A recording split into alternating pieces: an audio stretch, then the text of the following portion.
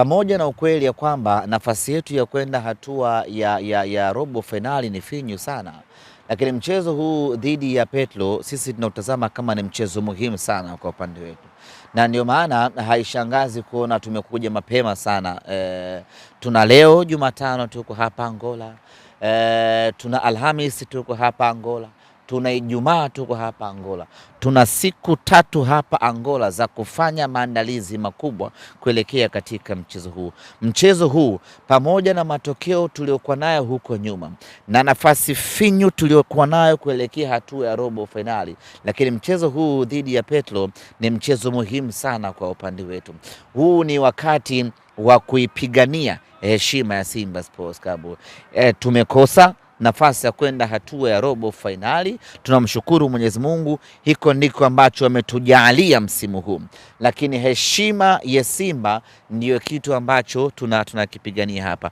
Mtu anaweza akauliza heshima gani na hamjafuzu, sijui umeelewa Lakini heshima ya Simba ni kuilinda hadhi ya Simba na kutoibagaza brand ya Simba. Kuibagaza brand ya Simba kwa namna gani? Kumaliza hatua ya makundi ukiwa na alama 1, au kumaliza hatua ya makundi ukiwa umefungwa mechi zote, au kumaliza hatua ya makundi ukiwa uko dhofli hali kweli kweli.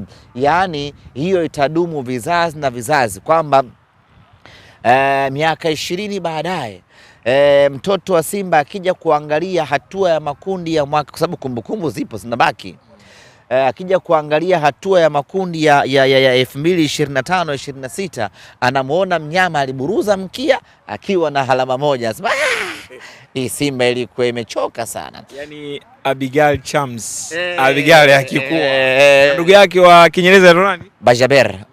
Jina lake. Bajaber. Jina lake Bajaber. Atolee mfano sasa, atolee mfano.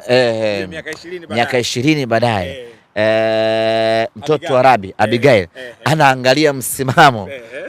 Simba alimaliza hatua ya makundi akiwa na alama 1. Simba ya baba yangu ilikuwa mbovu sana kipindi hicho.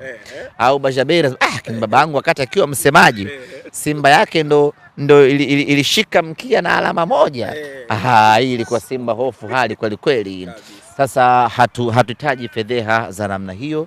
Tunachokitaka ni kuisimamisha heshima ya mnyama. Tunafanyaje? Twende tukapate matokeo mazuri katika michezo miwili ambayo imebakia dhidi ya Petro pamoja na Stade Malien. Kwa hiyo ndicho ambacho tunakifanya hivi sasa, lakini kila mmoja anafahamu ya kwamba timu kubwa huwa ina demand ushindi kwa mazingira yeyote ile.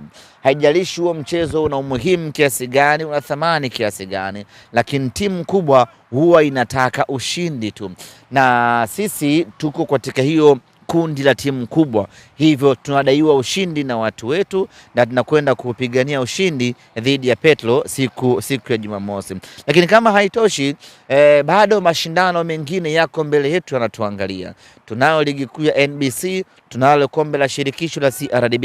Tunahitaji kupata ushindi katika mechi hizi mbili ili kutengeneza confidence ya wachezaji wetu kuelekea katika mechi zinazokuja, na vile vile kutengeneza confidence ya mashabiki wetu kuelekea katika mashindano yanayokuja, kwa maana ya kwamba ukiruhusu ama ukakubali kumaliza kundi huku ukiwa hohe hahe, ni rahisi kuua mioyo ya mashabiki wako, na wakaona kwamba hatuna uwezo hata wa kwenda kupigania haya mengine ambayo yamebakia. Kwa hiyo tunawekeza nguvu kubwa, twende tukapata ushindi katika michezo hii miwili ili kutengeneza hiyo confidence kuelekea mechi nyingine ambazo ziko mbele yetu. Shukrani sana. Asante.